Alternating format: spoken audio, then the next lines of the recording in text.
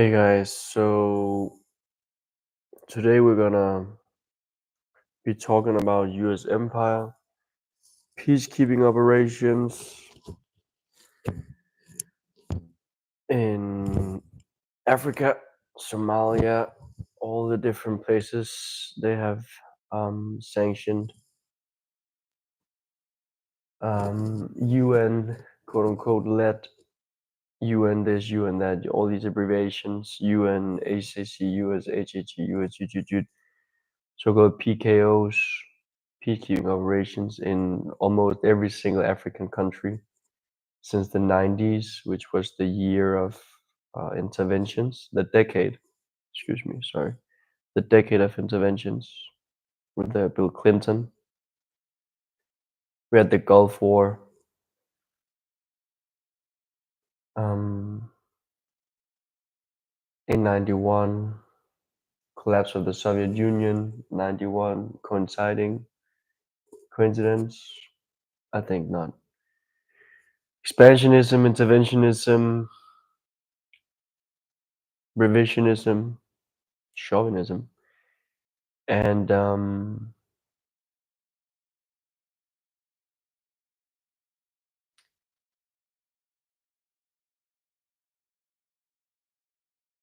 in Asia we have the Philippines, Vietnam, Korea, China, Japan, and Laos and Cambodia, for what it's worth. And South America we have Zapatistas and Honduras, Nicaragua, El Salvador, Chile, Colombia, Bolivia, Venezuela, and Argentina and stuff. So yeah. Europe, we can get into that a little bit as well. De Gaulle in France and the CIA involvement in Italian politics post World War II. Middle East goes without saying. So if we go back to Africa, I've written extensively about this at university. I can find my own papers. I think I still have my old papers. Some of them, at least. A lot of it has become laws for one reason or another. But if you just take ChatGPT and you write, let's see, hey Chat, I want a list of PKOs in Africa since, I don't know, 1945. Most of them happened like closer to the turn of the century, but not a big deal. Fun fact, while this thing is doing some research here, I predict one day you will be able to use ChatGPT in terms of academic research, and you can say, I want an academic paper at this level from 1 to 10, 5 or 6 on this topic and this length, this amount of words, and it'll just give you that, So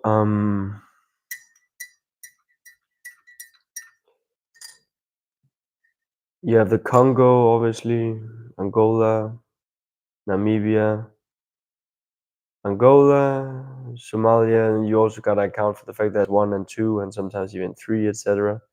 Mozambique, Uganda, Rwanda, Liberia, Rwanda, Burundi, numerous observed missions in Angola, Sierra Leone, Central African Republic, Unamir, Unumil, Unumur, Unumas, Unusam, Minurka, Unavem, Ethiopia and Eritrea, Burundi, Cote d'Ivoire, Liberia, Sudan, Darfur, Chad, DRC, Mali, Unmi, Unu, Minuchi, Unochi, Unmil, Unamid, Unmis, Minuakat, Monusco, Munuk, MINUSMA, UNISFA, UN Interim Security Force for ABA from 2011, ongoing UN mission South Sudan, 11 ongoing, UN mission in Western Sahara, MINURSO, UN multi-dimensional and integrated stabilization mission in Central African Republic, CAR, MINUSCA. 2014, 2 ongoing. Western Sahara, 1991 ongoing. So yeah, as you can see, lots and lots and lots of UN peacekeeping operations all over the African continent. Now, obviously, there is one version of the story, which is the one that you're being told in the Western world, which is Africa is an underdeveloped continent. There's so much corruption, and these Africans, like we're not gonna say that it's because of their genes and their genetics and their skin color, but because that would be wrong, because that would be racist. So that's not the case. It's just, poverty. Like, it does something to a person, like we can't help it. So we as the white man, we have this burden because we're so civilized and we're so developed and we have all this great technology and education. So we're gonna go there and we're gonna teach these poor Africans, how to live life and how to behave as civilized people. So it's basically just the white man's burden all over again. Has happened since the 1800s, and it's overt racism where they don't tell you, but they imply it so heavily that it's impossible not to miss the point. And so this is the traditional story that you're being told, right? Because they cannot go out and say we want all the mineral resources in the underground, and if it wasn't for that, we wouldn't give up Bebop. If like there was a genocide in Rwanda in 1994. Where was the West? I don't remember the West intervening in that. While millions of people, I think 2 million hoodies in the and were being slaughtered. So the world was pretty silent on that matter. So it can't really be, to help people, humanitarian wise. And we didn't prevent a genocide. That didn't really matter, But lo and behold, that the people actually get, control of their country, and they won't give us a mining license so we can take up cobalt and whatever we need for our smartphones and lithium batteries. So it's a sad story, really. It's a sad story.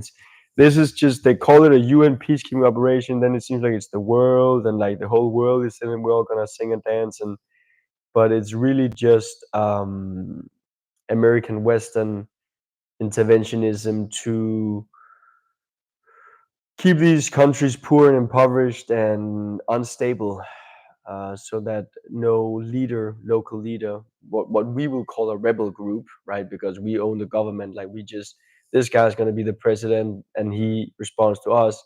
And then when the people tell him, hey, we need food, he says, I'm sorry, I don't work for you. I work for the US government.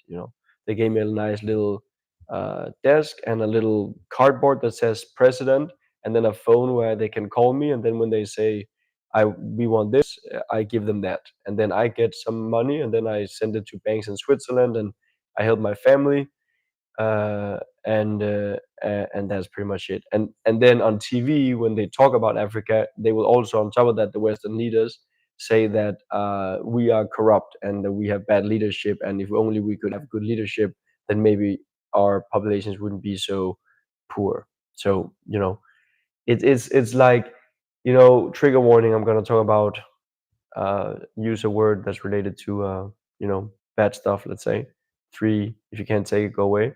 Three, two, one. Rape is an understatement, right? Rape would be like, to call this a rape would be like to to give to to give it makeup. To it's like it's so blatantly wrong and evil, like it, at least incompetent, like at least it's just lack of, like, I'm not saying, like you shouldn't ascribe an evil motive to things if it suffices to just use a motive of incompetence. But the lack of ethics and the lack of moral considerations in these actions is so blatant, it screams to the sky, that you just think, how can someone be so dumb, right? How can someone be such a simple person that they, oh, this is probably, you know, you know what, we'll fix that next year. It's like it's obvious the whole thing is gonna fall apart. Everybody's gonna die. Like, it's been there for 20 years. It doesn't matter. Like, you gotta go to the doctor. Like, have you looked at your foot? Like, you're bleeding to death. It's all right. Maybe I'll go tomorrow. Tomorrow they won't beat you tomorrow. You won't be waking up tomorrow. Like, you're losing 2 liters of blood by the minute. You gotta go now. Yeah, it's all right. My great grandpa. What are you talking about? So this is what we're dealing with when we're talking about the Western world, right? And the population, again, the best explanation for why the population stays silent on this is that their consent has been fabricated. That's the best case scenario, that the people of the West, they just don't know. They just, we didn't know. We turn on the TV, they're all having stomachs and they're starving, there's flies and cows, and this woman with no teeth is having a baby and she's like, send 50 crowns to Africa. These people need it. They barely have food, right? So that's what we thought it was. And the worst case scenario is that everybody in the West knows and they just don't give a beep. Yeah, we know. Systematic racism, systematic. I'm going to use the R word again. Three, two, one. Systematic rape, systematic exploitation. Right? There's been TED talks. You got huge cities in almost all African countries now. I'm talking downtown financial districts in all the huge capital cities, Nairobi, what have you, with the huge skyscrapers with metal and glass, just like London, just like Manhattan. Uh, you know, and the whole thing is just such a, it just shows the level of media portrayal and how they play with images, how they screw your perception of reality. It's a perception of a false reality. You're not seeing reality, and the people that see reality, you call them crazy. That's how much society has moved away from the truth, is that the people that are speaking the truth are being called liars and crazy in the open. And that's how you know that Western civilization is dead and it's decadent and it's been on the decline for at least 20 years. And you just can't, like, no civilization can go on when it reaches that peak of, like, to imagine a really, really obese guy just like binge eating more stuff. It's just not good. And so we go to Asia. Story is no different. Um, the you know um, Philippines was used for many years.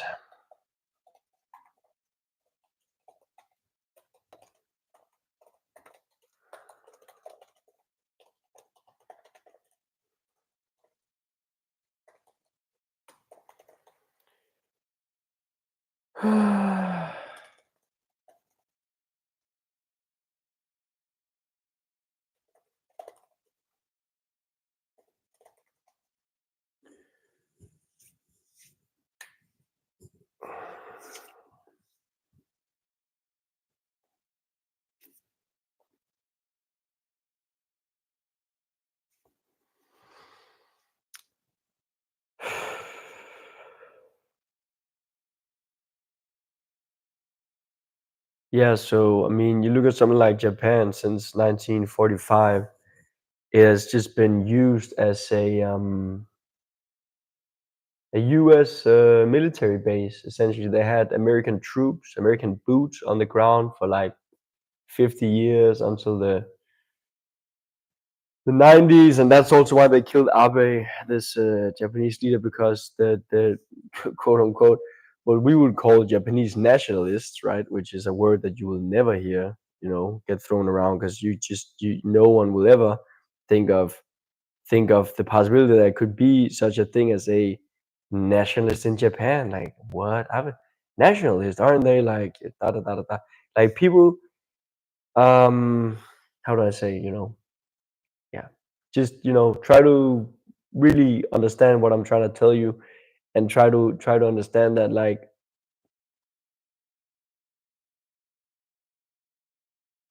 if you care about morality and ethics, then you will follow me and do what I say. And obviously, if you don't, uh, you know, then I think you have problems, like huge problems, mental problems. God will see you out, like you will end up punishing yourself, you know.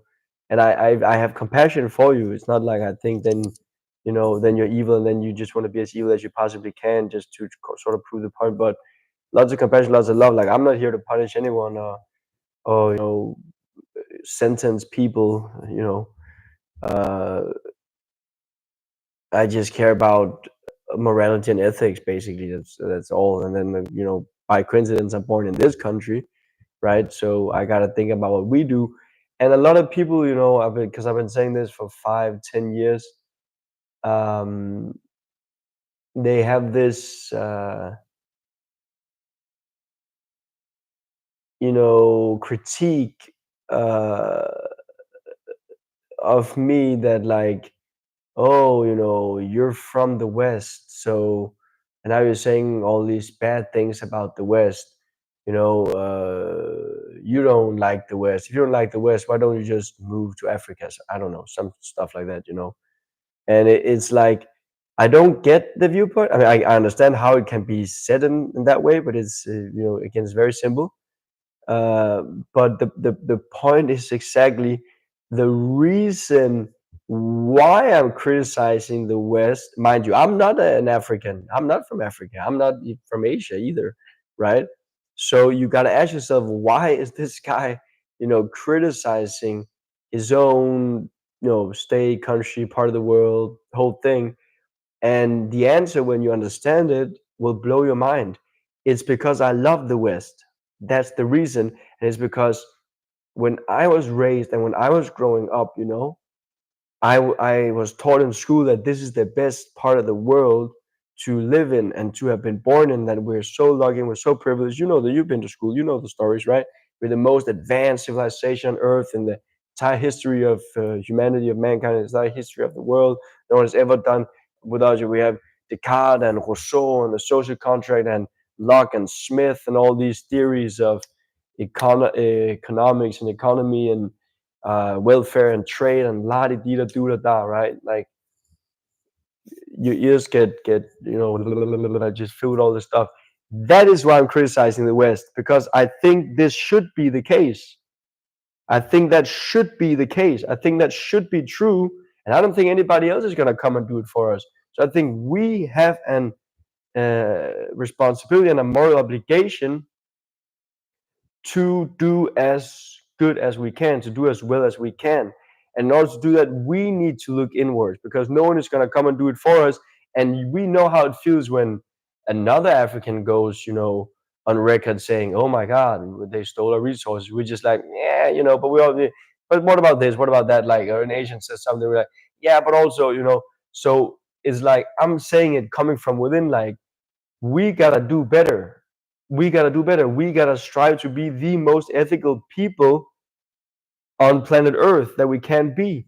And so all these criticisms, we gotta really take them seriously. And it's not enough to just lie to ourselves and then, you know, as politicians, lie to our populations and then just go for another, you know, shove it under the rock and kick the can down the road and you know la di da do da da, sing a song and pretend we don't hear. You know, like it's time we really you know stop doing these things, and that we say you know we're sorry that we did it. We you know there's no punishment. It you know it's like repenting a sin in church. You know, is when you go to Jesus and you tell him you know, Father, I've sinned, you know, he doesn't pull out a gun and opens. He's like, actually, this is CIA and you're under arrest. It's just like, well, you're forgiven, you know, like if you do it again, you do it again, you know, no one cares. But, you know, hopefully, you know, you learned that it's not good for use, right? And also, you know, from a politician standpoint and a population standpoint, uh, the one it hurts the most is actually not even necessarily the Africans or the Asians, although it probably hurts them a lot too. It's ourselves, because we're not living in accordance with God and our values. So we're hurting ourselves, we're lying to ourselves, we're keeping ourselves down and oppressed, and so on, and we'll never find true happiness, none of this. But right, back to for example, the Philippines here. Yeah. So in again, it's going into the 20th century. Um, the Spaniards gave the Philippines to the United States. They had this Spanish-American War, and then it became a U.S. territory. Then, obviously, after the Second World War, the United States, they had these. Even after the First World War, they had Woodrow Wilson. He was a great president. He has a whole thing in at Princeton. He had his 14 points, right? We can take them here. Uh, he created the League of Nations, which was the forerunner to what is today known as the United Nations. Obviously, the League of Nations was a huge failure because it failed to prevent the Second World War, and the world was thrown into the biggest war ever. So so much for that. And yeah, but he had a lot of good points, right? Like you look at Woodrow Wilson. He had open diplomacy, no more secret treaties. All agreements should be open and transparent because back then everybody was making secret deals behind the doors, and so it was just a giant reality TV show, Paradise Hotel, but instead of participants who are like young, dumb, incredibly hot people, it was just countries and states, and they were all making deals with each other about who they were gonna vote out and who they were gonna start romantic relationships with, and it was a giant chaos. Freedom of the seas, absolute freedom of navigation in peace and war, except when seas are closed by international action.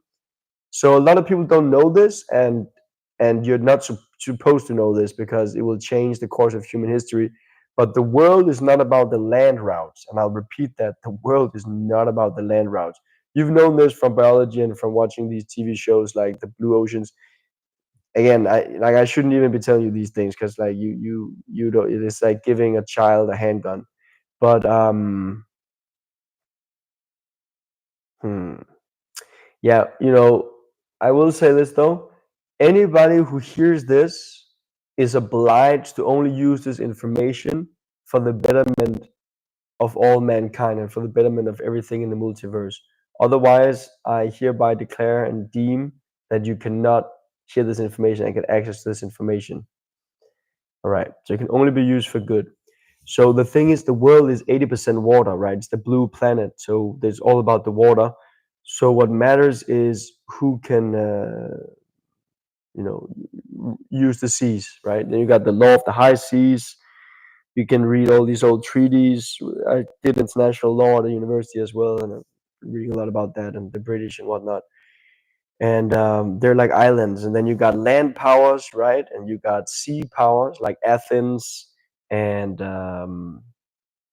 Peloponnesian, what's it called, Sparta, and then you got Russia and the United States. And a modern, it's the oldest story in the world, right? The United States is blue, it's Athens, it's sea, and it's trade, and it's democracy or whatever, the bebop, right? Like completely corrupt and decadent, but no one talks about that.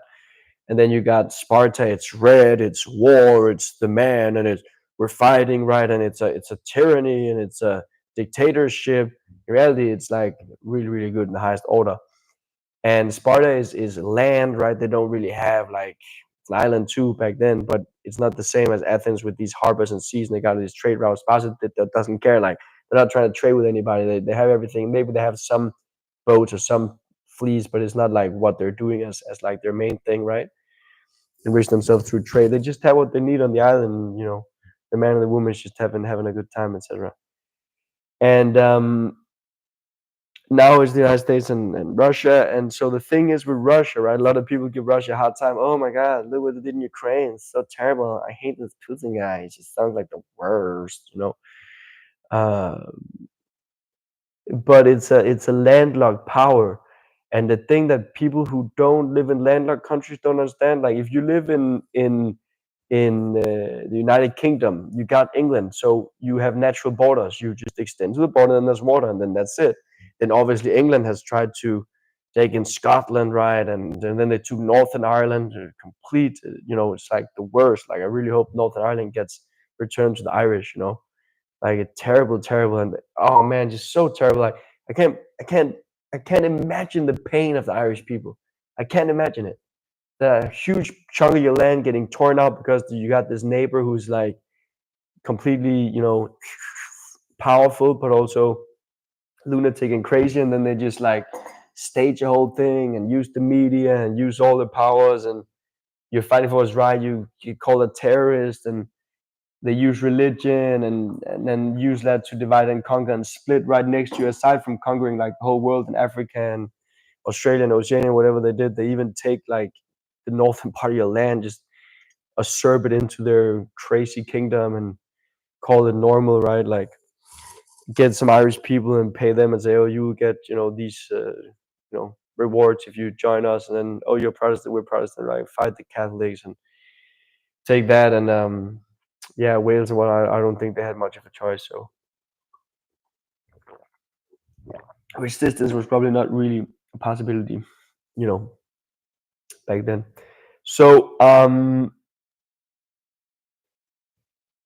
that's the seas. Then you don't understand it. Russia is a land power, so their borders is land, right? Mongolia and all the way out of Vladivostok and all the way into Ukraine and whatnot, down into Kazakhstan and all this, right?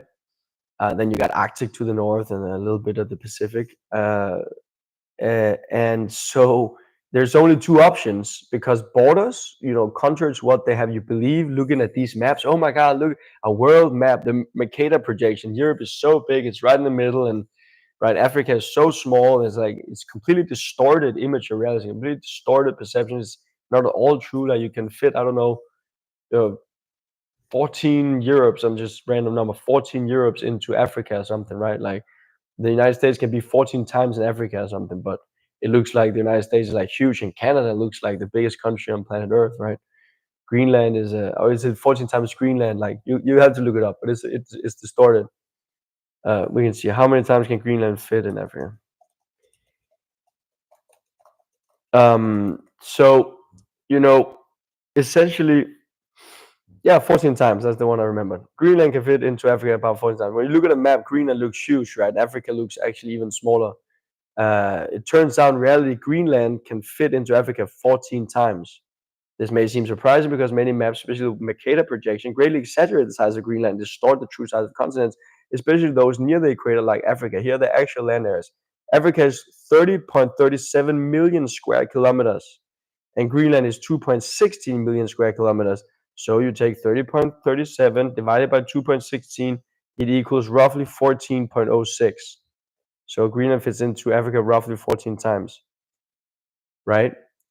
Again, there's a good explanation. Oh, the map projection. We gotta, you can't put a sphere into 2D, so we gotta do something, and that's great. I'm not saying that again. I'm not ascribing a motive of evil. It could just be incompetence, but the reality are real, but the consequences are real. You understand? Like even though you didn't mean it, it's innocent when you did it, the consequences have been real, right? So, and that's undeniable, and that's all good. And again, like nobody wants punish anyone, and nobody wants anything from anybody. We all just want to feel good, and we all just want peace. And this is just another step in how we get that. So back to the 14 points. So what Russia has to do is you have to understand not Russia, because Russia is whatever we think of it. It's just a rock on a map, and we call it Russia, and it's a social construction.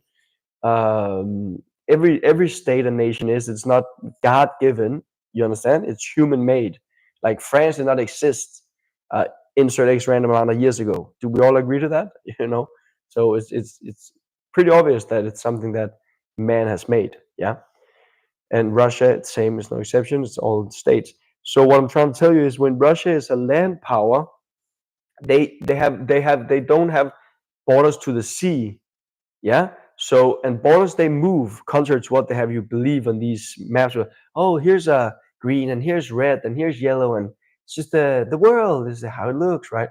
They stand to gain a lot from making you believe that, because they were the ones that made the world like that. They carved up all of Africa like that. They carved up the entire Middle East like that. They fought and fought to create these land borders, and and keep them in check, etc. Again, there can be good reasons. Like before that, there was a lot of war because everybody was fighting for the borders. So now that we have, secure borders and we don't have moving borders, uh, it's a less violent world. And that's probably also true to some degree. Like, everything has its opposite and everything. But I'm just trying to show you the opposite to the dominant paradigm, right? That doesn't mean the dominant paradigm is completely wrong, but you need to understand it's not 80-20, 80% dominant, 20% alternative. It's 50-50. And then they need to also weave in so we can breathe together and understand how are we going to move and behave today, right now, this very moment, the 16th of June, 2025, or whatever date it is. It's the 16th, I know. And so the point really is, like, I predict one day there will be something like smart borders, and the countries of the world will be like circles. And where there's an overlap, there will be special regions where they will say, this is an overlap between our two things. So, we got to do special things. And this will prevent a lot of the problems we're seeing in the world today. I could give plenty of examples, but it's literally everywhere on planet Earth. So, overlaps, Tadidita do day. Look at the Venn diagram. And because you got ethnic groups, and then they live close to the border, and then you got all this and that, and you got language, and you got things, and you got a capital, and you got people, and you got the short people, and you got the right people, and you got this people, and you got that stereotype, and you got the poor people, and the rich people, and the people that speak this, and people who speak like that, and the people that are proud, and the people that are the rural areas, and the people that are in the suburbs, and the people that are in the city, and the people that are educated, and the people that are not, and the people that work with agriculture, and the people that are blah blah blah blah in business and education, so on and so forth, right? So we gotta have a lot more respect, for each other. But being a land power, what you need to understand based on these facts, that the borders transmutable, is that either you're being encroached on or you are expanding. These are the only two options. Like, stagnation is an illusion. Stagnation is an illusion. Stagnation is an illusion. You cannot just put a thing down and say, this is how it's going to be for the rest of the time. As soon as you do that, someone's going to come and say, why is this here? And they, oh, no, I put it here because this is this. Oh, no, but I want it there. No, it's going to be here. And then, no, I want it there. Oh, then we're going to have to fight about it. Like, you can't just say, this is how it's going to be. You can, but then soon after, someone will say, I want it another way. And then you're thrown right back into the ring. And so that's the thing with borders, right? So Russia, like, contrary to what they want you to believe, that Russia is aggressive and, oh my God, like, they're trying to kill us all, they're trying to invade you. I don't know what kinds of lies have been thrown around at this point, because I completely disconnected from the media. But that's some of the last stuff that I saw. Now, they're not saying this outright, but this is what they're alluding to, and what they want you to believe is that it's not only not that, it's in fact so sad and a little bit scary, maybe sometimes, but that sad, at least, that is the exact opposite. Russia is super scared. Russia is super scared. They're just scared. They just don't want to be invaded. And so either we're encroaching on them, which is exactly what has happened. It's exactly what has happened. They used to have all the way into East Germany. Then East Germany fell. Okay, then they had the Warsaw Pact, and then they had Poland and Hungary and Czechoslovakia and whatsoever have you, right?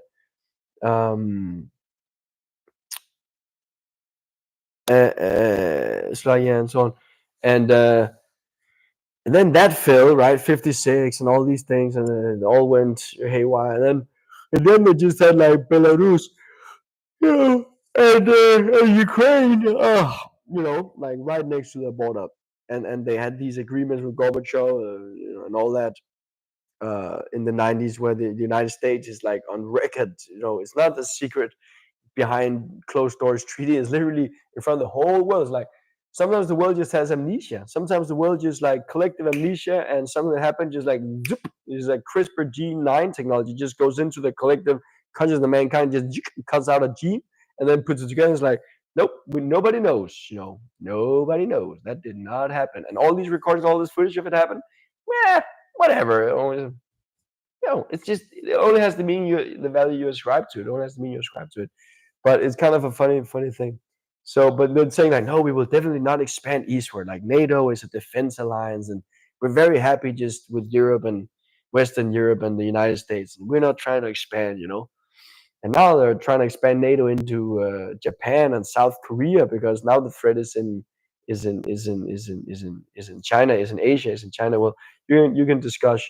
Russia. It is geographically part of Asia. It's politically part of Europe. It's like kind of the portal, the gateway from Europe to Asia in that sense, geographically, culturally, and so on and so forth. And also, what people need to understand. Quick side note that may get thrown under the bus because I'm doing so many things at once and so many huge things, so people will not pay attention to this tiny little thing. Only the very smart will. Europe is not a continent. Europe is not a continent. Europe is not a continent. I'll say it again. There is only one continent called Eurasia. It's Europe and Asia. And Europe, again, if you account for the Mercator projection, and Europe is tiny as Bip Bop, Asia is the throat, and Europe is just a tiny little wart that is going out on one side of the throat. It's not like a thing. It's just been made up to be this huge thing because we're from Europe and we had all this colonialism and we ran the world for like some years from roughly the 1600s to the 2000s. Uh, and well, the United States mostly since 45, but so on and so forth. Smaller, lesser role, old colonialism with France and Britain and whatnot, and Germany being what Germany is. So yeah, like the world is completely messed up, and I predict one day there will be, uh, you know, an alliance between Russia and Germany, and they will use the technology of Germany and the people of Russia, and then they will also be allied with China, and they will have Eurasia as the continent. We will open the old Silk Road, the Belt and Road Initiative that you see China's already doing, and they will move all the goods all the way through land and sea from China and whatnot to Europe and Italy and everything, and then the heartland of Eurasia, Mongolia and Kazakhstan, and all this will with all this nice grain and all this good farmland, and we will all have food, and then that is the world continent. It's Eurasia. It's what matters. You play Risk, right? Asia is 7 points. So you should know this. And then that automatically takes over the Middle East. It goes without saying. That's obvious. It's part of Eurasia, but it's the east, right? Europe, and then you have the west of Europe, right? And then you have the east, so you have the Far East and the Middle East and the Near East, Middle East, Near East, Far East. Wow, who made this stuff up? Probably cartographers and geographers of the 16th, 18th, century, um, latest. And then you have the global south and whatnot, right? So um, and then we will take over control, like not in that sense, in a good sense, right? In the opposite of what we talked about earlier, Africa, like we'll be friends with them. We'll be friends. We'll have alliances. We'll go and hang out and meet, and they'll come and they'll trade some other things, and we'll trade some other things. And then all you have left really is Oceania, which is kind of like just down there. It doesn't really matter. It's a giant island. 80% of it is desert. There's some people living on the borders, and then you have the Americas, right? And yeah, South America is obviously they also really hate the Americans like more than they hate anything, and because they've been just so abused and mistreated for so many years. And then you have North America, which is just what Canada and United States, and so. And again, people think of the United States as they say we're also a land power, etc. No, because they're not. They're actually an island because it cuts off down after Mexico when you go into Middle America. It's so tiny and so on and so forth. It's basically like an island, and to the north is just Canada, and it goes into the Arctic, so it doesn't really matter. Plus, they're so good friends and so good allies, etc. And then East and West, Pacific and Atlantic is just water. So it's basically like it is a, let's say, semi proto uh, island. And to anyone interested in these things, and who's thinking, wondering, how do you know all this, Magnus? This is amazing knowledge. I bought this book in the airport when I was going to the Middle East. Uzbek, Kazakh, Tajiks. I was traveling to the Middle East, geography and world power. Yeah, McCann and all that stuff. Geographic pivot. Yeah, good stuff, man. You know, McKinda, Heartland, India, and China. Yeah, it's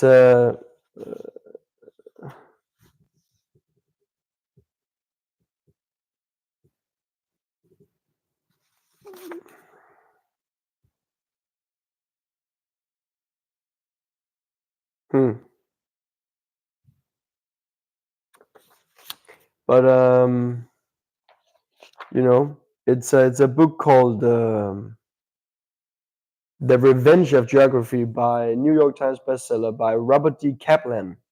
An ambitious and challenging new book, The Revenge of Geography, displays a formidable grasp of contemporary world politics and serves as a powerful reminder that has been the planet's geophysical configurations as much as the flow of competing religions and ideologies that have shaped human conflicts, past and present. So it's like the normal story you're told is that everything is about like religion, and then also on top of that ideologies. So maybe just one word, ideas. But this one says, fair enough. There's this invisible network of ideas that, do you believe in the same thing as me? Oh, then let's be friends. Then we're friends. There's also a mountain, and there's also a lake, and I cannot just sit and, God, remove this mountain. I could, and it's possible that, because some people would go through that mountain range and die, and some people would survive, and that could come down to God, I believe in God. But it's getting just whatever you believe in. There's a physical reality that is three-dimensional, and we call it geography, right? And that's the map. So it has taught me so many great things, right? So what I will tell you is, always buy books in airports. Always buy a book when you're in the airport. It always pays off. Always pays off. Yeah. Um, and I just want to take a quick note out and say, like, um, what I want to do is do spiritual things. What I want to do is is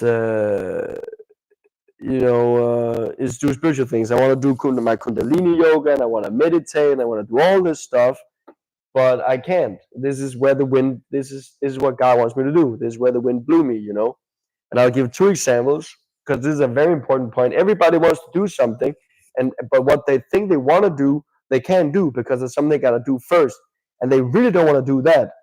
And so they're running from that, and they're trying to do this thing that they want to do, but they're just being destroyed. It's like swimming against a very strong current. You just can't. So at some point, you just got to get on and say, you know what, beep it. This is what you want me to do, God, I'll do this. And for my case right now, it was doing this thing about U.S. politics and U.S. empire and history X, world history X. I can't. I've been trying to kill it for 5 years. I can't. I got to talk about it. It's apparently I got to get it out of my system, somehow. This is the only way I know how. This is the only way I can do it. So, I'll give you two examples. One was Kid Cudi. He made this album called Speeding Bullet to Heaven. And everybody was like, why on earth are you making some weird album? Like, I don't remember the genre. I can just, genre of Kid Cudi. It was rock or something. Speeding Bullet to Heaven. He made some weird bebop, rock album. Yeah, alternative rock. Was trying even grunge, punk, and lo-fi. I haven't really heard lo-fi in it, but whatever. His early hip hop and psychedelic sound, basing raw guitar-driven tracks, deliberately unpolished, emotionally vulnerable aesthetic. Yeah, alternative rock and all that, indie rock, experimental punk influence. Cudi described it himself as a therapy album, and critics often mentions the anti-commercial, do-it-yourself approach recorded largely with digital production polish using when it comes to certain like a rock on. So yeah, obviously you should make a hip hop record because he's a rapper, and it's Kid Cudi, Yoo-hoo, day and night. A dozen turns say that in the mind. The Lone Stone seems to wear like night, day and night. Now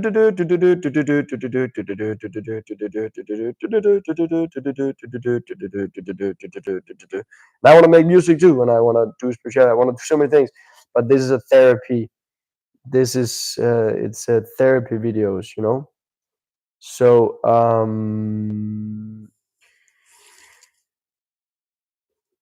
oh yeah, the second example is Andre 3000, another rapper. I don't know if you know this, but I'm also quite big on rap. Like I've always been a big fan of rap. I'm trying to cut down. I'm trying to quit.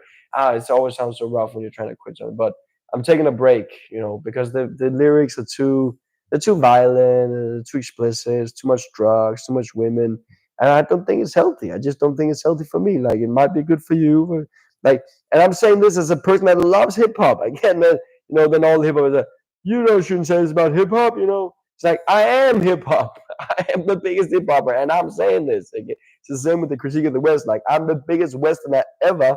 Like when I was traveling the world, and whenever people would do, what about them? I would say, oh, we have the highest amount of people with internet access, and highest amount of people with Facebook. But at least internet access, and we have the lowest rates of corruption, and we've been the happiest country. Like I've always been a huge ambassador and proponent of like Denmark and Western civilization society. And I know the entire neoliberal playbook. I can tell you exactly why we need to do free trade and exactly why we need to have competition and why subsidies are bad and why government interference in markets is bad, why government intervention in markets is bad. Um, and how it decreases war to have trade because then you depend on each other, so you don't go to war with each other. You got France and Germany, they're cooperating and selling each other steel and coal, right? The steel and coal union later turned into the European Union. I know it, guys. I know the whole thing, and I'm not saying this about rap as a person that hates rap. I'm saying as a person that loves rap and want to see it be used for good purposes, like Nas, like certain songs from Kanye or certain songs from Eminem, like the Eminem songs that are about empowerment when he talks about, just, be strong and be yourself and like, don't like, what was it? Like I would say hit the bully, but that also can come off as wrong. But like in a sense, at least, energetically, like, beat the bully, love the bully. And the Kanye songs that are about Jesus and God, and there's so much good stuff out there. Nas talking about the secret roots of the ancient Egyptians being, the pharaohs being black kings, African kings, and there's so many good things. Be boys and girls. I can be what I want to be. If I work hard at it, I'll be where I want to be. I'll be where I want to be. Be boys and girls, right? Who by the way did a beautiful commercial one time with Bank of Denmark. So always good stuff, right? Um, and it will always exist, right? I'm not advocating for that it should stop or a genocide of explicit rap, right? Uh, I'm just saying like for me, I'm trying to cut down because it feels familiar to sit and wallow in your own sorrow and self pity. But is it really good for you? Is it really good for me in the long run? I put you probably not. Is it hard to quit? Yeah, it is. Because you've always having a bad day, and this guy was an asshole, and like this guy was a beep up again. Like my boss mistreated me at work again. Okay, at least I can go home from work and listen to my music, and Eminem will tell me, you're right, and beep your boss and all that. So it's hard. Is what I'm trying to say. But Andre 3000, he made an album called New Blue Moon, and it's this album where he's just making some. Let's see here what ChatGPT says. New Blue Moon album. Andre, what's his name? 3000.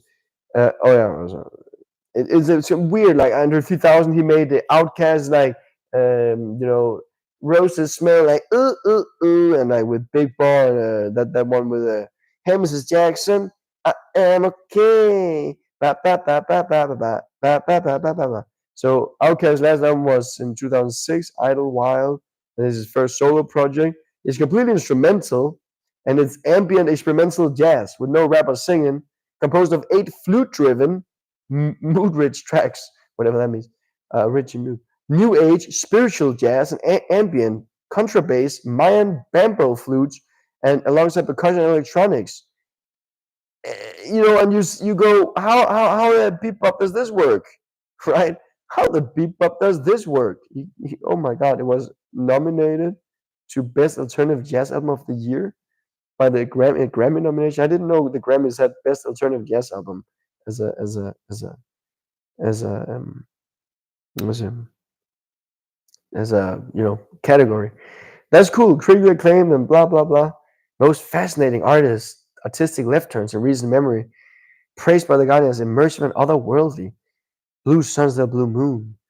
Okay, mystical elemental forces. So, yeah, Tunnels of Egypt and Moving Dead. Blah blah blah.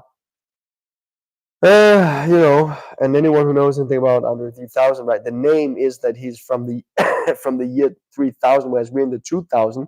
He's from 3000. He's from the future. You got a rapper called Future, so it's all about future. Kanye says, skate on a paradigm, shift it when I feel like. Like for a lot of us people that become spiritual, we start moving with God and all these things. We understand that this moment in time is not sacred in any way. It's just another moment in time. And much like we are the wildest dreams of our ancestors when they were sitting around a bonfire and dreaming, one day we will have big bird in the sky. We're sitting right now making, Star Wars and whatever these movies are called, Stanley Kubrick, Odyssey to Space or Space Odyssey, or all that sci-fi stuff, right? Uh, Aliens, sometimes a bit of a, let's say, dark narratives, but there's spaceships and aliens and stuff. And so in 2,000 years or whatever, 10,000, 5,000, whatever years, they will sit and, be like, oh my God, they thought about us 2,000 years ago and they knew that we would be living like this right now. They could imagine it already, even without them knowing how they got here, how they would get there. So on it goes. So, that is why I got to do this stuff. I just want to put that out there. I don't really care about these things. It sounds wrong, but at all, I don't. It's an old life. It's an old life. I used to study politics at university. I have I think, if I'm not mistaken, is it not here somewhere? Oh, it's here. I have my. Did I show the book also? I showed the book, right? Revenge of Geography, Robert D. Kaplan. Should I have more light? I don't care. Is it good? Can you see me, guys? If you can, it's just a big. It's just a shame. It doesn't matter what I look like. It matters what I'm saying. It doesn't matter who we are. What matters is our plan. Right. Here's Oh, look at this. An overview of the Dutch education system, huh? Who doesn't want that? Rector Magnificus, the great rector, the magnificent rector. I've successfully completed the bachelor's degree and now I'm an official member of the University of Greenwich Alumni Network. Always about that. Alumni Network. Well, awesome. Weichmacher. Weichmacher. I love this. The Dutch language, honestly, is the best. Oh, look, a beautiful signature. Yeah, 16th of March 2021. Could it be the case? It could be. But I graduated officially my grade. This one is in Latin. So, Facultas Literarum Concilium Examinationis Affirmat Studiosum. So it confirms. Magnus Løve Jørgensen, qui natus est in Municipio Holbæk, Denmarken, who is born in the municipality of Holbæk, the 13th July 1995. Examen solemne ad gradum baccalaureate in disciplina culnomen, is as relation is a national organization. I have a bachelor degree in this now. Ascendum bono exitu absolvisse secundum legis ad institutionem pertinentis prescripta, cuius documento hoc testimonium traditum est, studioso in hoc testimonium nominato gradus baccalaureate artium adjudicatus est. Grundlæggende der er 7. juni. Pro-considering examination, bla bla bla, folk der har skrevet det der, ikke? Så igen, det er sjovt, fordi at ord er jo bare besværgelser og sådan noget, så nu når jeg har læst den her besværgelse højt, så nu er det så stadfæstet ved lov i højesteret. Men ja, og så har du den på hollandsk, og du har den her på engelsk, og Sprog, man kan forstå. Bla bla bla. Og jeg ved ikke, der er ikke så meget med i det. Så kan du se her, der er mange sider her, der alle mulige sprog og fuldtid, og her kan du se full-time study, 180 CTS, ja, 6 grade propedeutic, 10 grade bachelor thesis, annex, det der ikke propedeutic, jeg tror det er noget om det første år, eller hvad er det, 3, 6, 12, 18, jo, det må være første år, der er et eller andet der, eller et eller andet, ja, det er bare noget, de kalder det i Holland, det betyder egentlig ikke noget andet end må finde ud af det. Der er også vandmærke på siderne. Der er sådan en stor Groningen-logo, kan jeg se. Wow, det er sådan en gammel kirke der med kongekrone. Det er et af de ældste universiteter, tror jeg.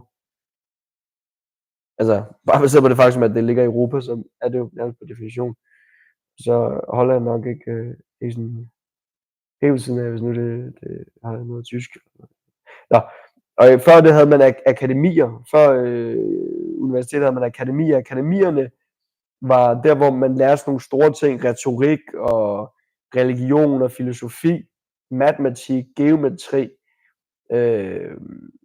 trigonometri, algebra, og så universiteterne blev brugt som biblioteker, det var der, man havde alle bøgerne, og man bare ved med at putte nye bøger.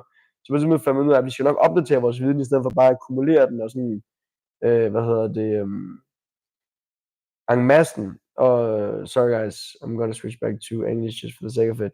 But yeah, here's you can take a screenshot if you want. Here's all my grades and all the dates and all the subjects, right? The beautiful, beautiful grades. 8.9, 9.4, 8.6, 8.7. And 8 is like what is the best grade in the Danish system and every system. That's pretty good. Yeah. And was that all the years? Oh, this is only 2 years. Oh, here's the third year. Okay. Here's the third year. Oh, it must be another one. And the third year again, nice little watermark. So yeah, good stuff. So grade 8 is a little less than a third of people.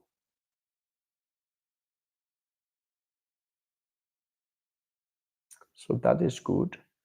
My weighted average of everything appears to be 7.5 from what I can gather, which I've been able to translate to a 10.9 in the Danish system. You have to imagine an 8 is a 12, so 7.5 is like 10.9, which doesn't really make sense in Danish system because you have a 10 and then a 12. It's like a 7-point system, but there's no other way to translate it. It's a 10, but it's more than a 10. 10 arrow up, 10 going towards 12, whatever. And some stuff about some stuff and blah blah blah. And more stuff and more stuff. It's very formal when you do these things. It's an old tradition, and you can do all sorts of things, and yeah, that's yeah, that's uh, that's cool stuff. I also went to the honors college of philosophy, so I was like especially selected. I think we were 20 students, 40, 20. I think 20, 26 students, like somewhere close to 20 students, 25 maybe. Some people also fell off over the course, but so on and so forth. That's my degree here, but you know, that's why I have this in me. Is because I did international politics. It all started out when I started studying GLOPO, was the abbreviation, so global politics. Now I met a lot of the young people in Holbæk because they got the IB here at Stenhus. Again, I'm from Denmark and my name is Magnus, and I know I should do this in Danish right now, because now almost everyone who knows me is Danish, but I just can't, right? For two reasons. One, I like English, and two, eventually it's gonna have to be in English anyway. I mean, I could, but I won't. And So you're just gonna have to deal with that.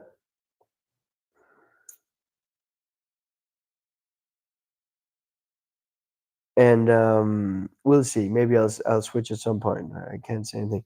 But then I was studying global politics as part of the IB program, where I went to an international public school in Norway, and now some people are studying global politics also here in Denmark at our local high school, and it's amazing. And I had a chance to chat with some of them, awesome people, awesome good people, and you know, it's it's an honor and privilege to meet people because when we did it up in Norway it was a pilot subject. So there was there was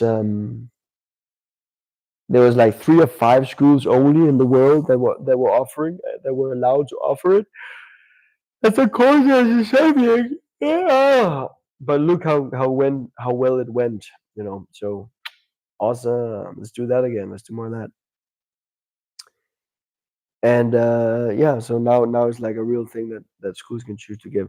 So then Woodrow Wilson, he has the freedom of the seas, right? Because they want the seas open, you know, so they can move around and whatnot. Free trade, right? He doesn't want protectionism, so economic barriers, right? And again, the problem is that there are problems, you know, so on and on. Arms reduction, you know, boohoo. He want arms only to be used for domestic safety, not that you have them in the quantity that you can use them for covert operations, for hostile actions, like for invasions of other countries, like neighboring countries or otherwise, right? So it's like, you know, I need, you know, a knife to feel safe in my home. If a burglar comes in, I can be like, yo, you know, a baseball bat, like, get out, you know, like I'm armed. But he doesn't want me to have like 5 assault rifles and 5 handguns and 2 grenades. And then I call over my friends, like, hey guys, do you want to go to the, you know, next door neighborhood? What's it called? Like the next, you want to go to another city and just like kill and rape and plunder everybody and take their, you know, money and wives and stuff, right? Like kind of I'm trying to bring down, you know, international relations theory to a level that everyone can understand. And a lot of times I get a lot of critique from people for not like, you know, talking like an expert or like being uh academic and stuff. But the thing is, like, when you do that, then you just lose everybody because then nobody gets it. But then you can say, why would people care? And you go into a whole debate. But suffice to say, I'm doing the right thing and I'm doing a good thing. And this is my therapy video. I gotta get all this American empire politics out of my system so I can make some music and do some yoga and meditation. You know. So this is once and for all. This is the last time I'm touching it, and then whenever it comes up, I'll just refer people to this video. I'll say, you know what, I made a video, and if you're really interested, you can just go and watch it. You know, and if you're not, then I uh, suggest we change the topic. So let's just go through these real quick. Impartial adjustment of colonial claims. Colonial policies should consider the interest of both colonized populations and colonial powers. Woohoo! You know, what a ping pong. You know. Russian self-sufficiency is like reading the United Nations the Sustainable Development Goals, self-development goals. Sustainable development goals. Like who will disagree? You know, nobody will disagree. Who likes poverty? Nobody. Who likes a lot of pollution in the oceans? Nobody. You know, but how do we do it, and how does it get done, and how do things work, etc. And all that. So it's all good and fine. You know, that's some good big declarations. He was an American president back, right, post World War One. Russian self-determination, support for Russia's political independence, and open assistance so it can choose its own path. You know, Russia had come out of the Tsardom, which is just kingdom, right? They like the French Revolution. They said we don't want some, you know, beep beep beep beep beep to run society when, you know, they're oppressing the people. Like oppression used to not only take place like we oppress Africa, but also like the king would oppress the people. You know, so human history, you know, welcome. It's just a giant story of oppression uh, between different peoples with differing levels of power until the people that are oppressed realize they have power and their power, and then they overthrow the oppressor, and then some, time of relative non-oppression happens.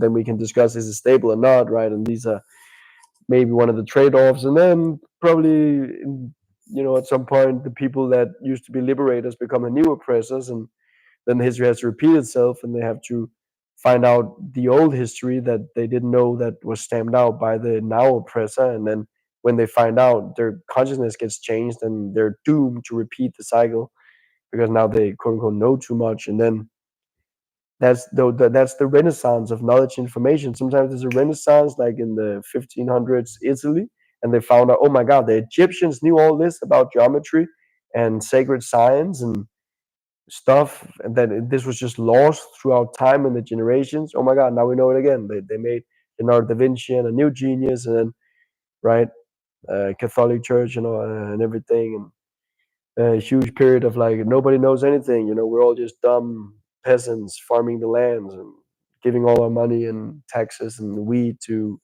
the king and the church. And then all of a sudden, someone remembers, hey, wait a minute, like this isn't supposed to be this way. Like, have we forgotten who we truly are? Have we forgotten who we really are? And people are like, yeah, to the castle. And yeah, once a crowd goes mad, there's no stopping them. I'll tell you that much. But the important thing is,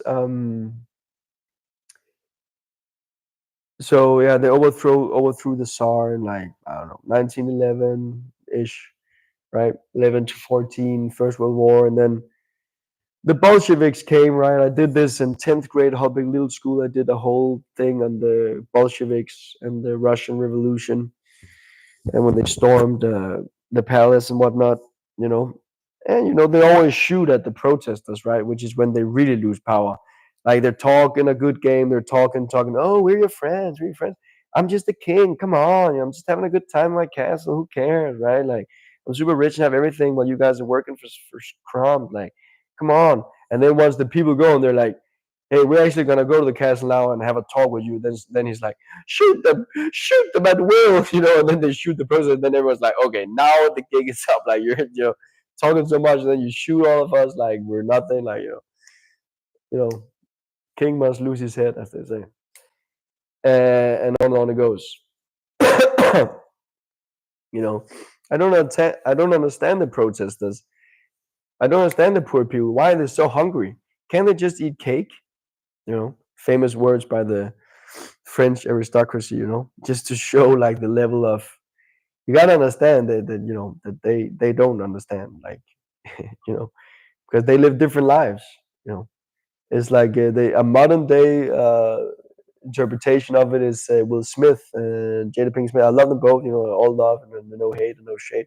But their kid also, Willow Smith, also awesome. But Jaden Smith, they made a parody. Again, it's just a parody, but they look at him as like American royalty because they obviously don't have a king and a queen, right? And they're so jealous, right? They want this king and queen, blah blah blah, and all the castles of Europe and all our monarchies. Which is why they founded the United States, to get rid of the monarchies and the banks from Europe, because they're centralized power and money and control, and oppressed all the people, etc. And they wanted freedom and equality.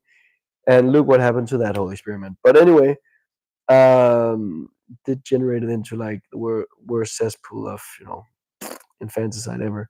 But the point I'm trying to make is then Jaden Smith, being like the king of the son of the king, son of the emperor in that sense, Will Smith, the highest paid black, highest paid actor of all, and he's black, and he's the highest paid actor at some point. And look at all these movies he's made, and on and so forth, right? And race, oh my God, what are we gonna do?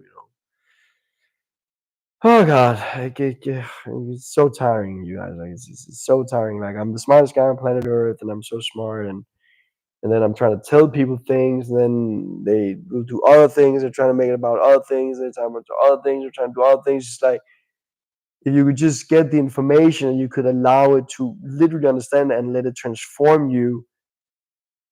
That's what I want. Thank you. And then they make this Key and Peele, like they do sketches on YouTube, right? And ja, så hvad hedder det? Nå, så bipper, så gør vi det på dansk. Så Key & Peele laver de her sketches, jeg plejer at se med min gamle ven fra folkeskolen. Hugger nu på Brygge, hvor de boede, nede til hans forældre og sådan noget. Men altså, ja. Så er der sådan en sketch, den er så nyere med Jane Smith, hvor de spørger om alle mulige ting, alle mulige helt normale ting, sådan du ved. Nå, men skal du så i skole? Og sådan, skole? Jeg ved ikke, hvad skole er. Han spiller bare computer sådan der. Nå, men hvad vil du så gerne arbejde med, når du bliver ældre? Arbejde? Hvad er et arbejde? Og sådan noget. Og alt muligt sjovt. Sådan, har du prøvet at binde dine snørper på din sko og sådan noget? Snørper? Jeg ved ikke, hvad snørperne er. Altså. Det er bare fordi, de er på et andet niveau hævet over hele det der normale ting. Sådan, ikke?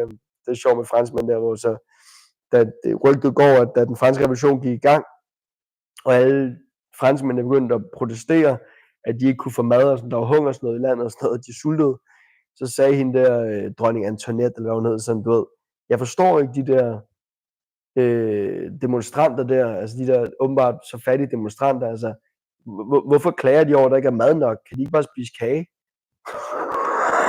Jeg synes, det er genialt. Man bliver bare virkelig sur, når man hører det, ikke? Altså, man bliver bare pissed over for helvede det. Men ja, det er jo så meget sådan der.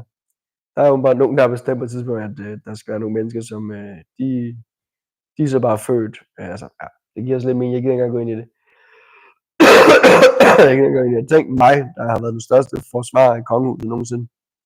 Når jeg har haft internationale debatter med folk, og sagt, hvorfor laver vi en republik, hvorfor får ikke en præsident og sådan noget, om kongehuset, og du ved, når vi laver eksport til Asien, vil sige kongelige hofleverandører til det kongelige danske hof, og du ved, så elsker de prinsesser og prinser i Kina og H.C. Andersens historie og sådan noget, ikke? Og som bare en eller anden kopi af alle myter, der har været i alle kulturer, altid bare en vestlig dansk ting, som højst også bare taget fra noget tysk, og ja, all it goes.